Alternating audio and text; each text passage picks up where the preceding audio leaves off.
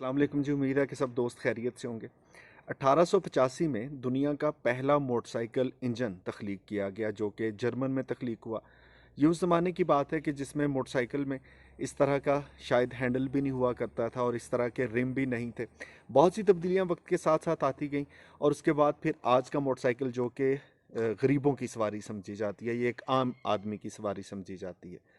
अब मोटरसाइकिल्स के हवाले से जब हम अपनी जवानी में थे तो पहली बार एक लफ्ज़ सुना जिसको सुन के बड़ी हैरानगी हुई, और वो था कि डबल सवारी पर पाबंदी आयद कर दी गई है। मुझे याद है कि जब ये जुमला मैंने सुना तो पूछने का इत्फाक हुआ कि ये डबल सवारी पर पाबंदी का क्या मतलब है। तो कहने लगे जी कि कुछ अयाम ऐसे हैं कि जिसमें हुकूमत की तरफ से पाबंदी होती है कि मोटरसाइकिल जो कि गरीबों की सवारी समझी जाती है, इस पे दो लोग सवार नहीं हो सकते।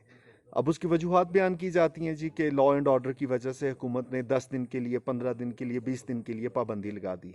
कुछ लोग पाबंदी से इस्तिस्ना भी उनको होता है, जैसे ख़वातीन बैठ सकती हैं, सरकारी मुलाजम अगर किसी ज़रूरी काम से जा रहे हैं वो बैठ सकते हैं, सहाफ़ी हज़रात को इजाज़त होती है। अब ये वो जवाब था कि जी चूँकि दहशत गर्दी होती है, बम धमाके होते हैं, तो डबल सवारी पर पाबंदी लगा दी जाए। इसके लिए एक जुमला बोला जाता है कि उज़र गना बदतर अज गुनाह, यानी कि आप एक गुनाह का जो उज़र दे रहे हैं वो उससे भी बुरा है। खैर, हमने वक्त के साथ साथ देखा डबल सवारी पे पाबंदी आज भी लग जाती है। अब हमारे यहाँ हुकूमतों में एक बहुत आम चीज़ रही है कि जब भी कोई मसला हो, आप सबसे पहला काम तो ये करें कि उस चीज़ पर फ़ौरन पाबंदी लगा दें।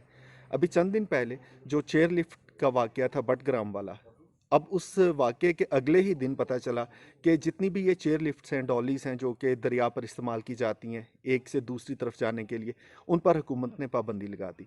मेरा चूँकि पहाड़ी इलाकों में बहुत आना जाना रहता है, मेरे बहुत अच्छे अच्छे दोस्त भी इधर हैं, कुछ इलाकाई लोगों से इस मामले पे बात भी हुई।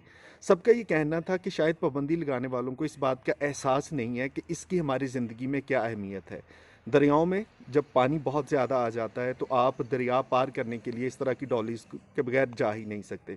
इसी तरह से आप ज़रा अंदाज़ा लगाइए कि एक पहाड़ से आप वादी में उतरेंगे, फिर उस पहाड़ पर चढ़ेंगे, घंटों की मुशक्क़त दरकार होगी, लेकिन उसका कहीं आसान तरीका है कि आप ये डॉली चेयरलिफ्ट के ज़रिए उसको पार कर लेते हैं। फिर वो कहते हैं जी कि हमारी रोज़मर्रा की ज़िंदगी में तालीम व तरबियत से लेके, हमारी पढ़ाई लिखाई के बाद नौकरी से लेके, काम काज से लेके, हमें ज़िंदगी में कितनी बार इन दरियाओं को अबूर करना पड़ता है, तो इसके बगैर हम क्या करेंगे। अब होना तो ये चाहिए कि या हुकूमत हर जगह पे उसका मुतबादल दे, और पुल बना है, जैसे आप यूँ समझ लें हम शहर में रहने वालों के लिए कि आपकी सड़क के ऊपर एक ओवरहेड ब्रिज बना है जिसको आप पैदल क्रॉस करके जा सकते हैं, लेकिन अगर उसकी मौजूदगी में भी आप सड़क पार करते हैं फलांग के, तो फिर एक हो सकता है आप कहें जी कि इस पर पाबंदी लगा दी गई, आपको जुर्माना होगा, सज़ा होगी। लेकिन जब सहूलत मुयस्सर ही नहीं है, आपके पास कोई और ऑल्टरनेटिव नहीं है, तो एक आसान सा तरीका है जी पाबंदी लगा दें।